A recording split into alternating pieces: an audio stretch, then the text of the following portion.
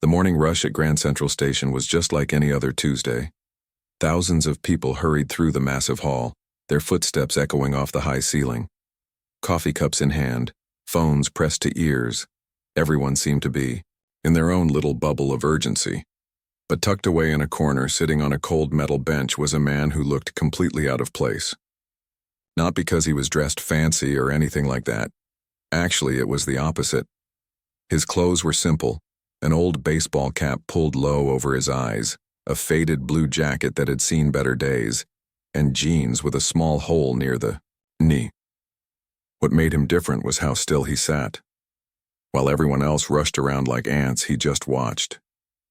His name was David, though nobody in that station knew who he really was. And that was exactly how he wanted it. 3 months ago, David's world had completely fallen apart. His father, the only person who truly understood him, had passed away suddenly. One day they were talking about taking a fishing trip together, and the next day David was standing at a funeral, surrounded by hundreds of people who called themselves friends but felt like strangers. You see, David wasn't just any regular guy. He was incredibly rich. The kind of rich where people write articles about how much money you have. His tech company had made him billions, and his face had been on magazine covers more times than he could count. But right now, sitting in this train station, none of that mattered. For the past 3 months, he had been doing something he'd never done before in his adult life, wandering around with no plan. He'd leave his fancy penthouse apartment early, in the morning, and just walk. Sometimes he'd end up in Central Park watching kids play. Other times he'd sit in small cafes in neighborhoods he'd never visited, listening to conversations he wasn't part of. Today, something had drawn him to Grand Central. Maybe it was the energy of all these people going somewhere, having purpose, when he felt so lost himself. He'd been sitting there for almost an hour, just watching the endless stream of commuters. That's when he noticed it. Right in the middle of all the chaos stood a beautiful black piano. It looked so elegant and peaceful, like a quiet island in the middle of a stormy sea. A small sign next to it read, "Play me, I'm yours." David had heard about these public pianos before. The city had placed them in various locations to bring music to everyday spaces. Most people walked right past it without a second glance. A few kids would bang on a key or two before their parents pulled them away. But the piano mostly sat there, waiting. David felt something stir in his chest, a feeling he hadn't experienced in years. His fingers actually tingled as he looked at those black and white keys. It was like seeing an old friend after a very long time. He used to play piano. Not just play, he used to live and breathe music. As a kid, he'd spend hours at the piano in his family's small apartment. His mother would have to practically drag him away for dinner. His father, who worked 2 jobs to pay for piano lessons, would sit and listen with the biggest smile on his face. But that was a lifetime ago, before business school, before the startup company, before the meetings and the deals and the constant pressure to make more money, be more successful, achieve more and more and more. Somewhere along the way, he'd stopped playing. First, he told himself he was too busy. Then he told himself he'd get back to it later. Eventually, he just forgot how much he loved it. Now, staring at this piano, all those memories came flooding back. He remembered the way his fingers used to dance across the keys. He remembered the feeling of losing himself completely in a piece of music, where nothing else in the world existed except the melody. David stood up slowly. His legs felt a bit shaky, like he was about to do something scary.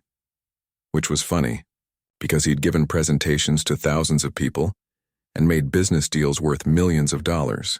But walking over to this piano felt more terrifying than any of that. A few people glanced at him as he approached the piano bench. Most looked skeptical.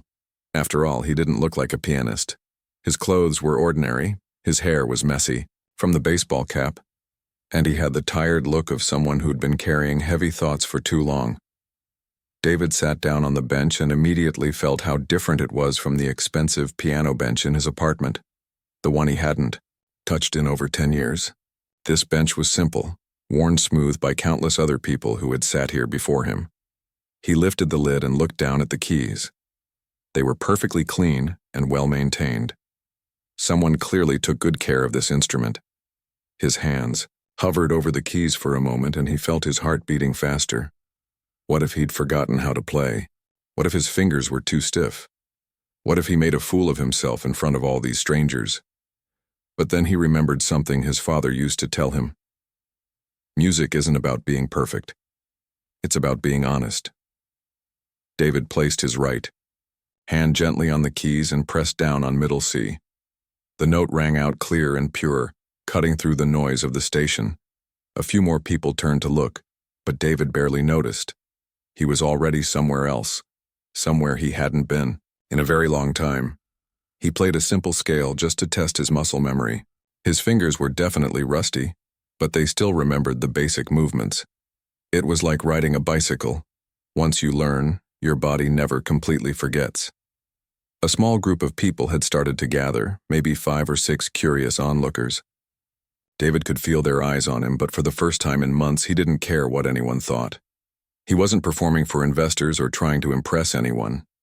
He was just reconnecting with a part of himself he'd thought was gone forever. He decided to try something a little more challenging. His fingers found the opening notes of a piece he used to love, something gentle and familiar. The melody flowed out across the busy terminal, and David felt something inside his chest start to loosen.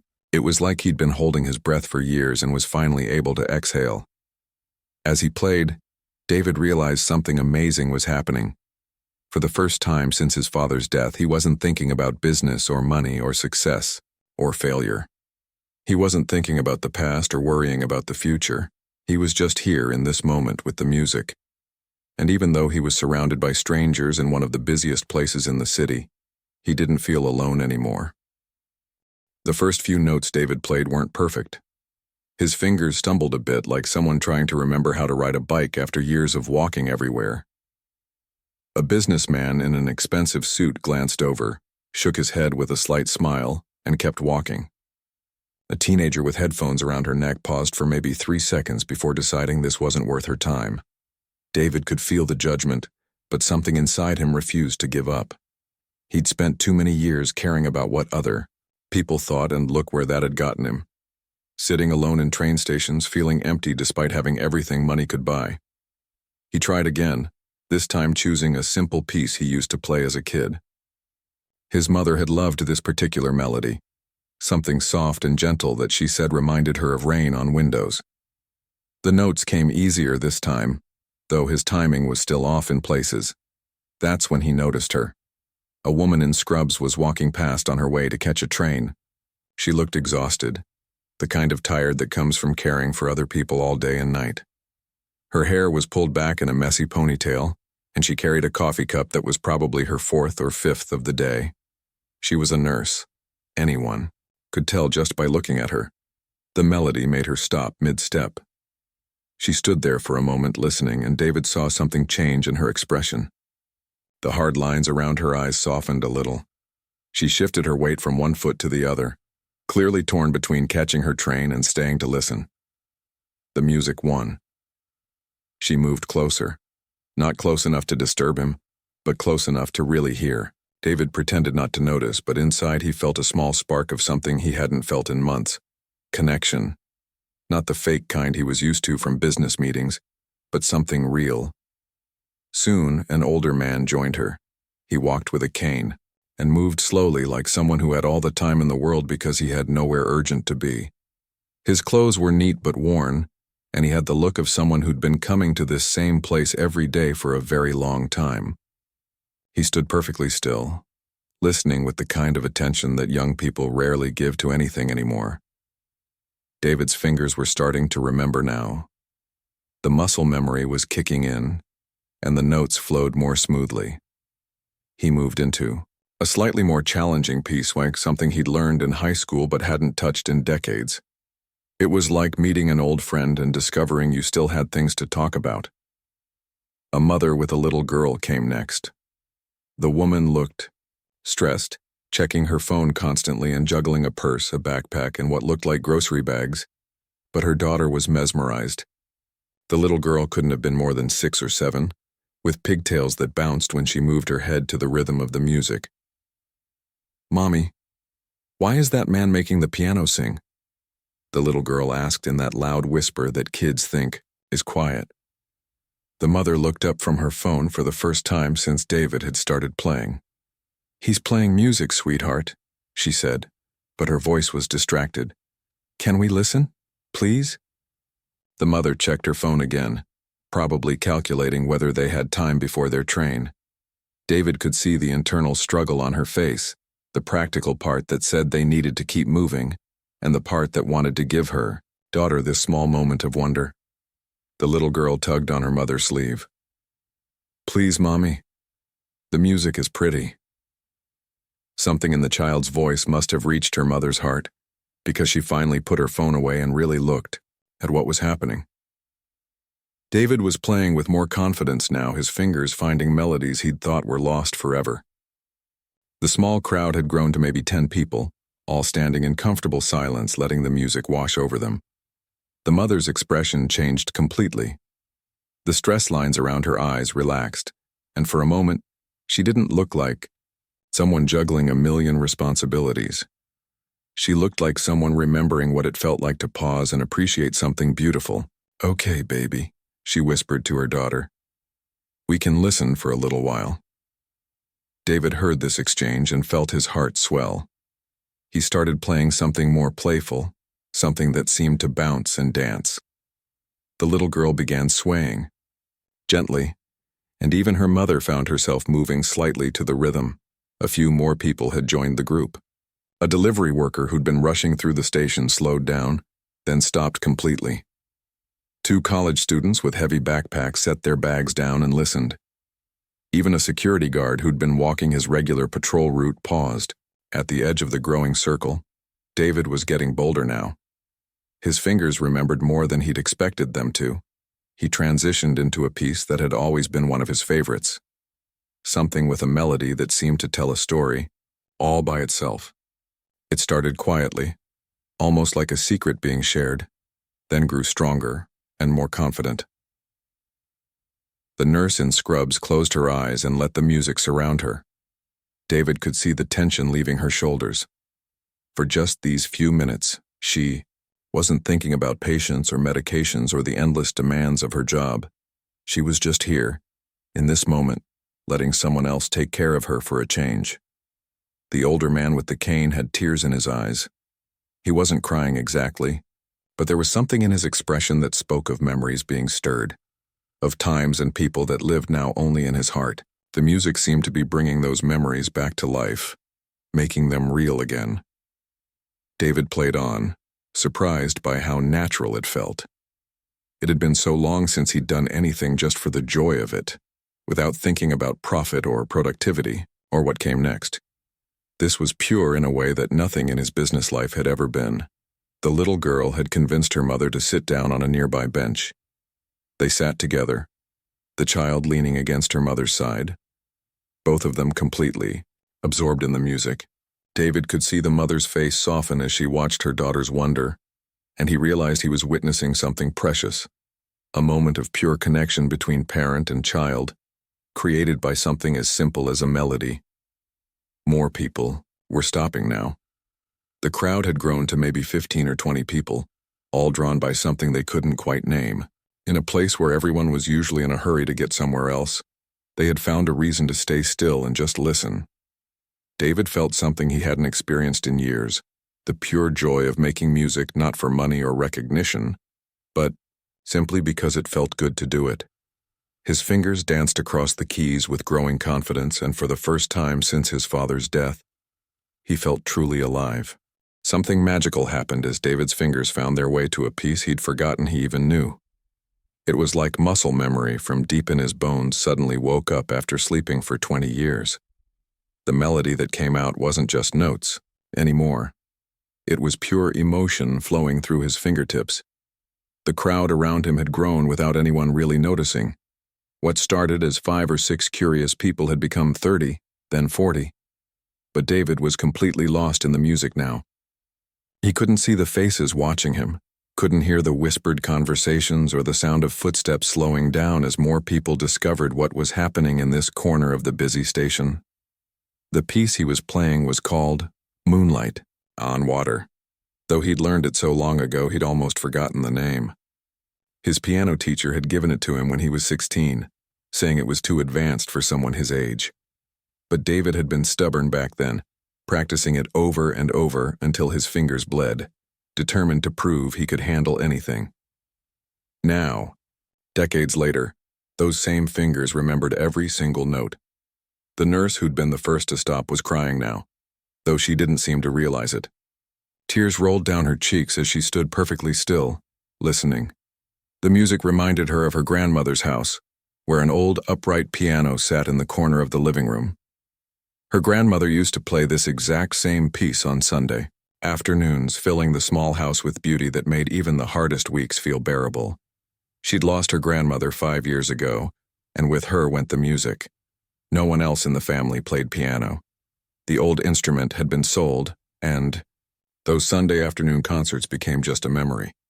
But standing here now, listening to this stranger play, she could almost smell her grandmother's apple pie baking in the oven and feel the warmth of that sunny living room again. The older man with the cane was thinking about his wife. They'd been married for 47 years before she passed, and this was the song that had been playing in the restaurant where they had their first real date. Not the quick coffee they'd grabbed after meeting at work, but their first real official date where he'd been so nervous he could barely eat his dinner. His wife had hummed this melody while she cooked, while she folded laundry, while she worked, in their small garden. It had been the soundtrack to their life together. After she died, he couldn't listen to music anymore. It hurt too much. But hearing it now, played by this stranger's hands, didn't hurt. Instead, it felt like she was there with him again, just for a moment. The little girl with the pigtails was swaying back and forth, completely mesmerized. She didn't understand why the music made her feel like she wanted to dance and cry at the same time. Her mother had her arm around her daughter's shoulders, and for the first time in months she wasn't thinking about bills or work, or all the things she needed to get done. She was just here, sharing this perfect moment with her child. The delivery worker had completely forgotten about his schedule. He was supposed to be making his rounds, dropping off packages, staying on time. But something about the music made him remember why he'd wanted to learn guitar when he was younger. He'd never been able to afford lessons, and life had gotten in the way of dreams. But listening to this man play, he thought maybe it wasn't too late to try again. The two college students had set down their heavy backpacks and were sitting on the floor, leaning against each other. They'd been stressed about final exams, worried about grades and graduation and what came next. But the music made all of that seem less important somehow. It reminded them that there were still beautiful things in the world, still reasons to slow down and pay attention. More people kept joining the crowd. A businessman who'd been rushing to catch his train found himself frozen in place, briefcase in hand, staring at this ordinary-looking man creating something extraordinary. A janitor who'd been cleaning nearby had stopped working and was leaning on his mop, listening with his eyes closed. David transitioned into another piece without stopping, his fingers flowing from one melody into the next, like he was telling a story in music. This new song was something he'd written himself, back in college, back when he thought he might become a composer instead of a businessman. He'd never played it for anyone except his father. The crowd could feel something different about this piece. It was more personal, more raw. The notes seemed to carry pain and hope all mixed together. David was playing his own story now, the dreams he'd given up, the success that never felt quite right, the loneliness of having everything but feeling empty inside. A teenager who'd been walking by with her headphones on actually stopped and pulled them off her ears. She stood at the back of the crowd trying to look like she didn't care, but David's music was reaching her too. She was going through a tough time at home, feeling like nobody understood her, but this music made her feel less alone. It was like the pianist was speaking directly to her heart. The security guard who'd paused during his patrol had called his supervisor on his radio. "Hey, you need to come see this," he whispered. "There's something special happening at the piano." People were starting to arrive from other parts of the station now. Word was spreading the way good news always does. Quietly, from person to person. "There's a man playing piano by the information desk," someone would whisper to their friend. "You have to hear this." But David knew none of this. He was completely lost in the music, in memories of his father sitting in their old living room, listening with his eyes closed and the biggest smile on his face. His father had worked 2 jobs to pay for piano lessons, had never complained about the noise of David practicing for hours every day, had always believed his son was meant for something beautiful. "Play from your heart," his father used to say. "Don't worry about being perfect, just be honest." David was being honest now, maybe for the first time in 20 years. Every note was true. Every melody was real. He wasn't performing for anyone, wasn't trying to impress or succeed or achieve anything. He was just playing because it felt good to play, because the music needed to come out, because in this moment he remembered who he used to be before life got complicated. The crowd had grown to over 50 people now, all standing in respectful silence, all connected by something they couldn't name but could definitely feel. In a place where everyone was usually focused on getting somewhere else, they had found a reason to stay exactly where they were, and David played on, unaware that he was creating something that would change all of their lives, including his own. David's hands moved to a melody that came from the deepest part of his heart. This wasn't something he'd learned from a book or practiced for hours in music class. This was a song he'd written 23 years ago, sitting at the old piano, in his childhood apartment thinking about his father. He'd never played it for anyone, not even his dad. The melody started soft and gentle, like a whispered secret. It spoke of all the things David had wanted to say to his father, but never found the courage to. "Thank you for working 2 jobs so I could have piano lessons. Thank you for never complaining when I practiced the same piece over and over. Thank you for believing in me even when I stopped believing in myself." As his fingers found the familiar patterns, tears began rolling down David's cheeks. He didn't try to stop them or hide them. For the first time in 3 months, he was finally letting himself feel everything he'd been pushing down since the funeral.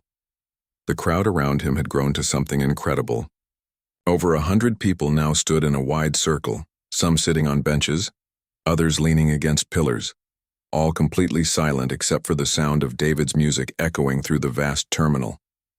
But something even more amazing was happening, beyond just listening. The tired nurse pulled out her phone not to record the music but to call someone.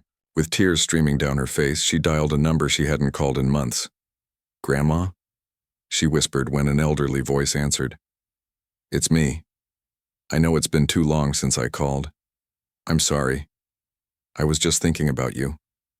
About those Sunday afternoons when you used to play piano. I miss that, I miss you."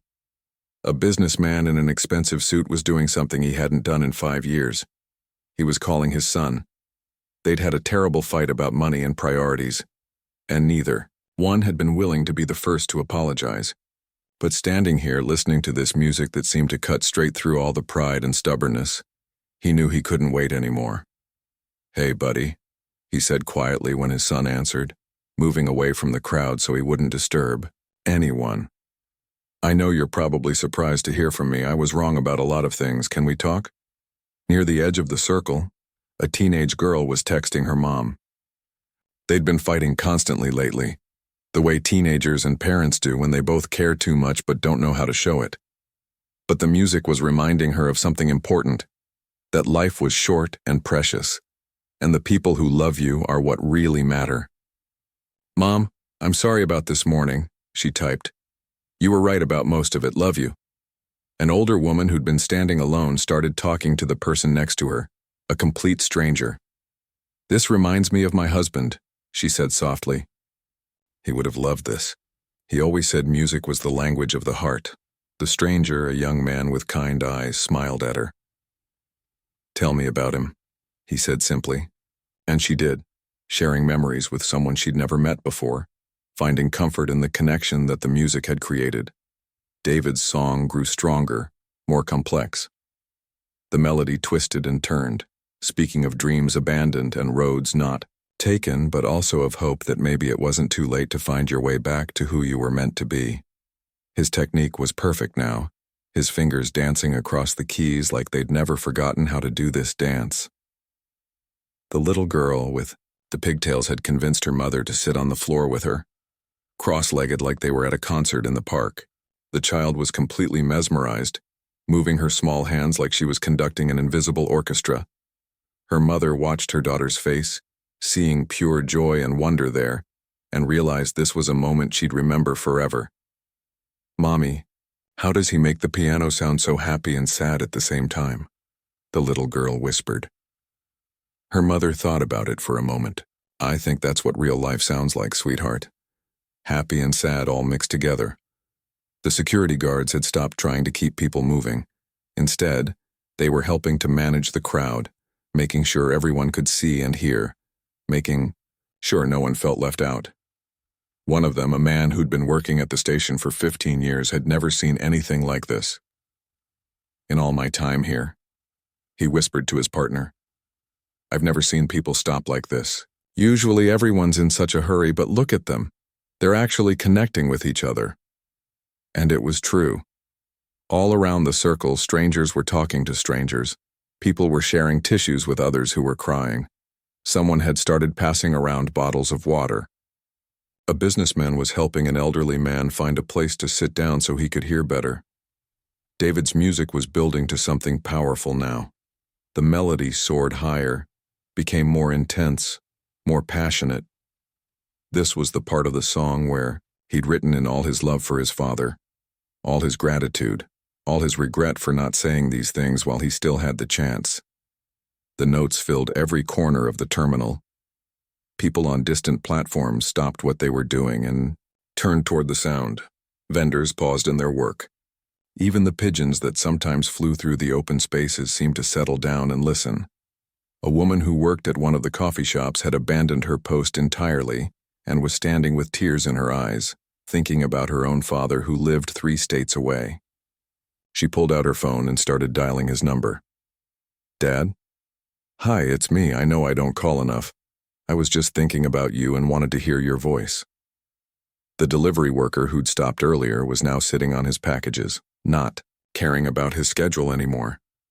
He was thinking about all the dreams he'd put aside, all the practical choices he'd made instead of following his heart. The music was making him wonder if it was too late to change course, to try something that might make him feel as alive as this pianist looked right now. David played the final soaring section of his composition, pouring 23 years of unspoken love into every note. His father's favorite phrase echoed in his mind. Music is the shortest distance between 2 hearts. Looking around at all these strangers who were no longer strangers, David finally understood what his father had meant. The music wasn't just notes and melodies, it was connection. It was the thing that reminded people they weren't alone in the world. As he played the last powerful chords, David realized something had changed forever. Not just in him, but in every single person standing in that circle. They'd all been touched by something bigger than themselves, something that would stay with them long after the music ended. The last note hung in the air like magic that nobody wanted to break. David's hand stayed on the keys for a moment, feeling the vibration fade slowly into silence. The entire terminal seemed to hold its breath. Even the usual sounds of the station, the announcements, the footsteps, the distant rumble of trains, seemed to pause out of respect for what had just happened. Then, slowly, like sunrise breaking over a quiet lake, the applause began. It started with the elderly man who'd been thinking of his wife. His hands came together in slow, careful claps, tears still wet on his cheeks. The tired nurse joined him, then the mother with her little daughter, then the businessman who'd just called his son. Soon the entire crowd was applauding, but it wasn't the quick, polite clapping you hear at formal concerts. This was different. This was the sound of hearts saying thank you. David looked up for the first time since he'd started playing, and what he saw took his breath away. Over 100 faces looked back at him, and every single one was changed somehow. Some people were crying openly. Others were smiling through their tears. A few were still on their phones, having quiet conversations with people they loved. He stood up slowly, his legs shaky from sitting still for so long.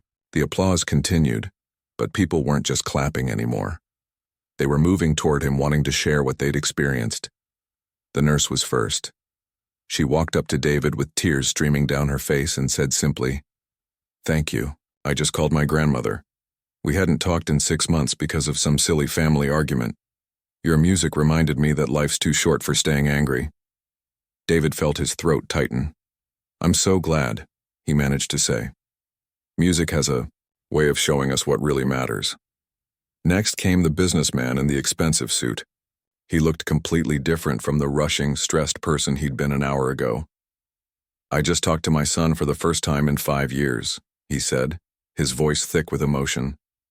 "We both said things we should have said a long time ago. I don't know how to thank you." "You don't need to thank me," David replied. "The love was already there, the music just helped you remember it." The little girl with the pigtails broke away from her mother and ran up to David. She had something clutched in her small fist, a piece of paper that looked like it had been folded and unfolded many times. "This is for you," she said shyly, holding out what turned out to be a drawing. It was done in crayon, showing a stick figure sitting at a piano with musical notes floating all around him like butterflies.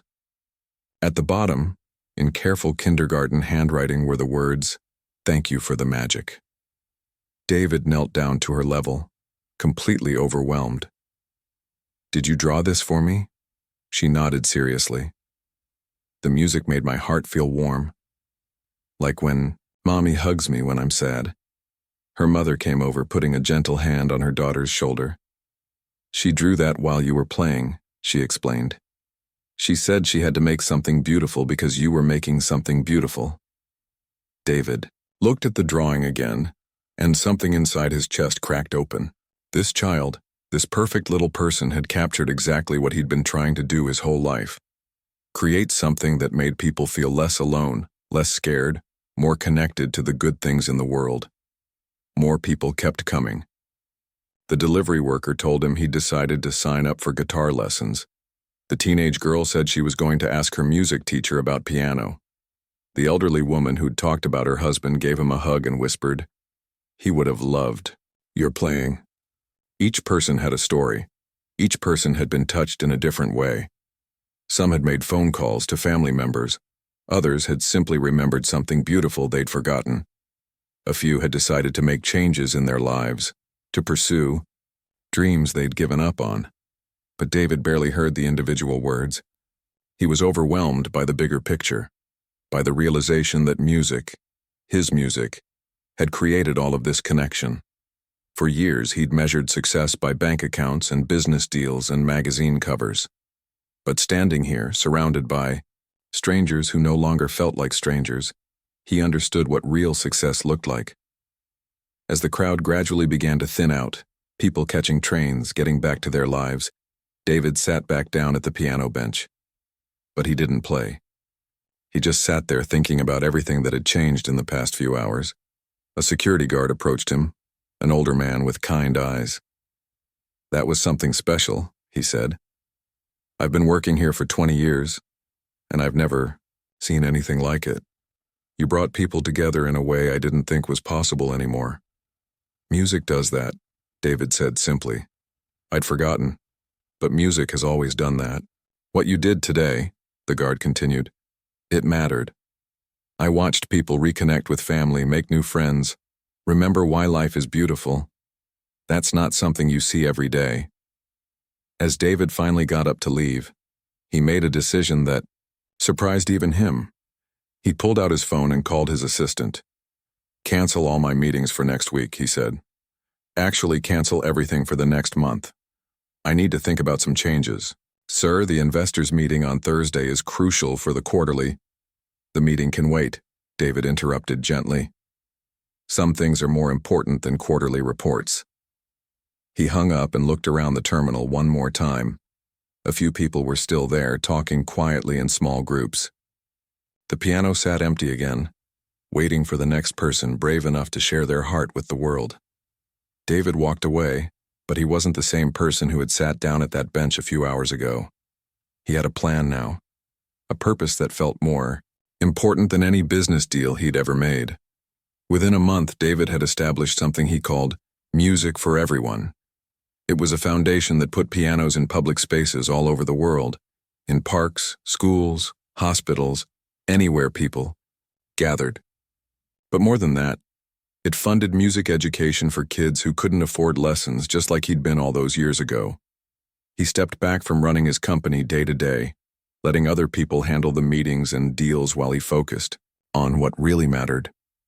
Every week he found a new public piano somewhere in the city. Sometimes people recognized him from that viral video someone had secretly recorded at Grand Central. But most of the time, he was just another person sharing music with the world. And every time he played, David remembered what his father had taught him. Music is the shortest distance between two hearts. He'd spent years building walls between himself and other people, measuring everything by profit and success. But sitting at that piano bench, sharing his music with strangers, he'd finally learned how to build bridges instead. The little girl's drawing still hung on his wall at home, a reminder that the most important things in life can't be measured in dollars or deals, but in moments of connection, in the magic that happens when one person's heart speaks to another's through the universal language of music.